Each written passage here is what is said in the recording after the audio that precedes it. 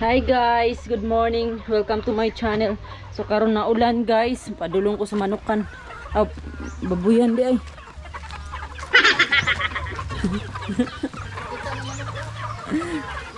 Manok ba?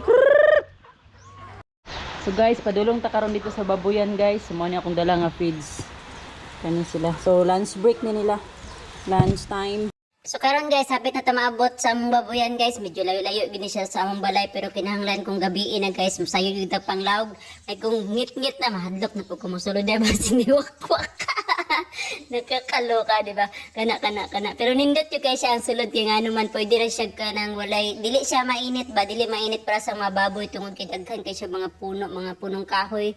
So dagko po ang mga puno guys. So kailangan talaga siya nga malamig ang butangan sa baboy ba yung bugnaw para dili po sila initan. So pwede ra siya dili mo ligoon. So mo na siya guys, doon na jud kuha na nangiwik na jud boylo ang mga baboy lagot kay basta makitag tawa na mo boylo yung iwik baka lagot jud na sila kana busog na sila guys kinakakaon naman. So mo na pero namili na po sila og feeds karon di na po mo kaon og kanang bonanza nakakaloka. So naanad siya sa feeds sa akong classmate. Hi to my classmate nga bonggisius pud ang yang feeds na uno. So mo na kinakaon la guys, uno na di na mo kaon og mga bonanza dira nga katong grower. Nakakaloka talaga mga baboy na to naanad jud sila sa akong hi to my classmate si John Mark.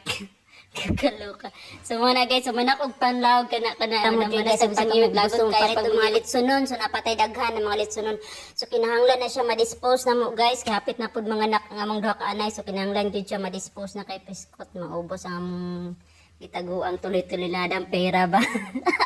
Dahil lang sa feeds, Diyos ko Lord, tabang, di ba? So, kailangan talaga ng effort kapag naaday kay babuyan, guys, kay patay ka sa feeds, di ba? Kakaloka talaga. So, nakuratan ko kay mahapla ang among mga feeds, di ba? Kang nagutas. So, kana guys, pauli na ko sa mong balay, mo na ang hose nga nag-connect sa tubig, layo kayo po ang hose na mo, guys, taas po siya, kailangan dyan siya bunggisius nga effort. So, 3 times a day siya pakaunon, guys, rain or shine. Naku, nakakaloka ka, napit na dyan kumabot sa mong